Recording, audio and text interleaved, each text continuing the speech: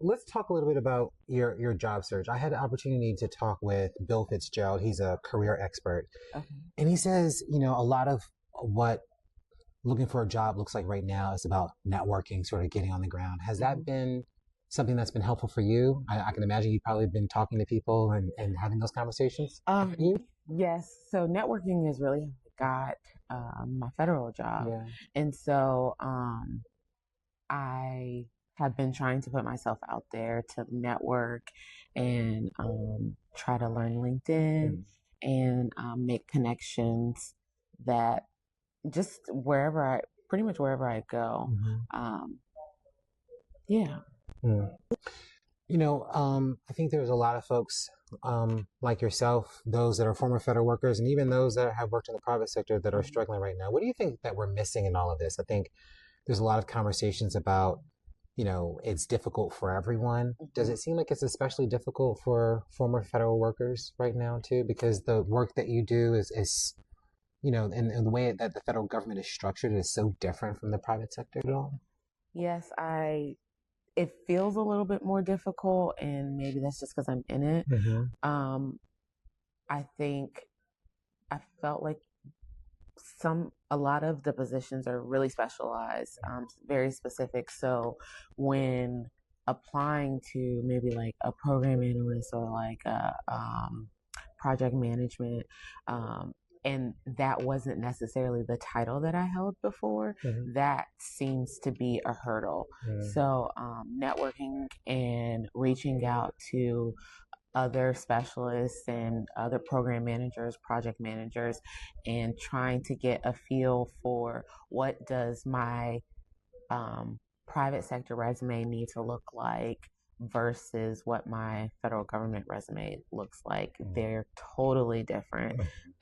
And that is a bit of a challenge, but I don't think it's impossible. I know it's not impossible. There's plenty of people that are, getting jobs. It's just a new area for, I think, a lot of previously federal workers to navigate. Yeah. Yeah. I wonder, how do you keep everything organized? I mean, you've applied for dozens, if not hundreds, of jobs at this point. Mhm. Do you ever find yourself sort of just like overwhelmed by all of it? Just the process of like trying to find a job that's going to make sense for you so that you can sort of live the life that you want to live for you and Mhm. your husband? Yes. Soon to be husband, I should say. Yes. Yeah. So yeah, trying to someone I had reached out to someone about just kind of giving some pointers in applying, and something that they had shared with me was quality over quantity, Mm. and that the quantity was the approach that I originally just if I qualified for it, Mhm. or I thought it was something that my resume aligned with, my skills aligned with, then I was applying for it. And that doesn't necessarily mean that that company is the best fit for me Mhm. and I'm the best fit for them. So I really have tried to apply for jobs that are going to be a good fit, trying to do a little bit more research on a company, seeing if the company values and my values, align, and if it's going to be a good fit.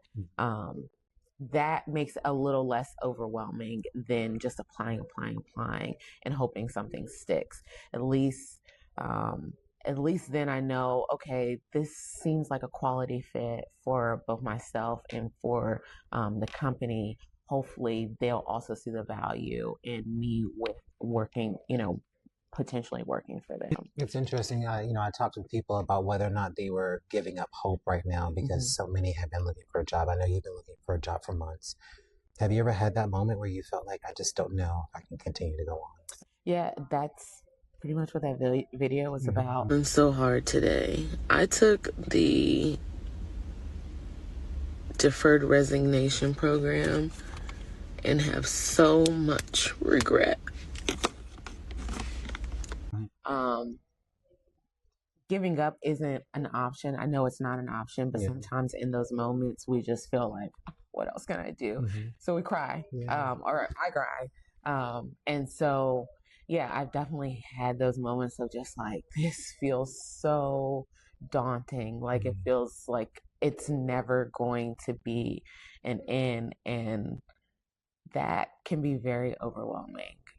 It makes you want to settle for something that maybe isn't going to really put you in the position where you want to be. I'm not necessarily. I would love to get back to where find a job that is very parallel to what I did in the federal government, that the compensation is comparable. But I know that, there's a very large possibility that that might not happen. I wonder about your partner. How has he been supportive for you at this point? He has been supportive from, really the beginning of this year when we saw the shift that things were going to. He was like, okay, we're going to get through this together. We don't know how that's going to look. If we have to pivot, we have to pivot. And I got us, whatever I can do to make it easier for you on us, or if it is hard, we'll get through it together. He really encouraged me to find myself whenever I went on administrative leave, not to just like jump out there trying to get, the first thing, and really take a step back and say, like, what do you want to do? What's the next move for you? And that was really appreciated. I was very sad for a really long time, and he was really there for me, just like, take all the time that you needed. No rush. The empathy, I don't, maybe not knowing exactly how I felt, but knowing that I was going through a hard time, and if the best he could do was just be there, then that's what he did. Post-viral life right now, I mean, I imagine you're probably still getting messages on TikTok. Like, it just doesn't end. It is. In the video, I said that, that I wanted community. So I'm really trying to take like the momentum from the video and try to build a community. I've scheduled a coffee day. I had someone else that was like, hey, I'm in the area. Can we get together? So we're still working on that. And I want to create a space, even if we're just all applying together and, meeting up and, just kind of talking about our hardships, talking about the networking opportunities that may be able to come. I really hope that that video is able to reach people, that they're not alone, and that there are people that are willing to help. Okay. Yeah. Is there anything else that you feel is important for us to know? Anything that you want to pass along that we didn't get the chance to share? Yeah. I think, we were talking about it, and the hurtful comments, I'm not going to give them that much attention. But what I will say is I never mentioned money in that video.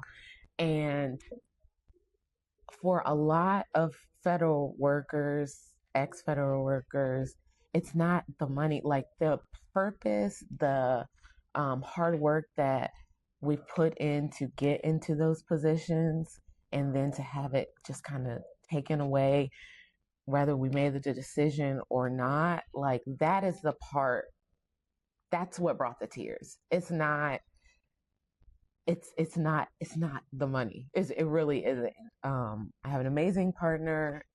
I try to be really smart in decisions that I made. But I love to work. A lot of us love to work. We want to work. We want to feel like we show up and we have purpose in the job that we're doing. And so that is what is missed when people say they have, or at least when I say I have regret. I regret no longer feeling like I have that purpose. And that's what I'm looking for. Yeah.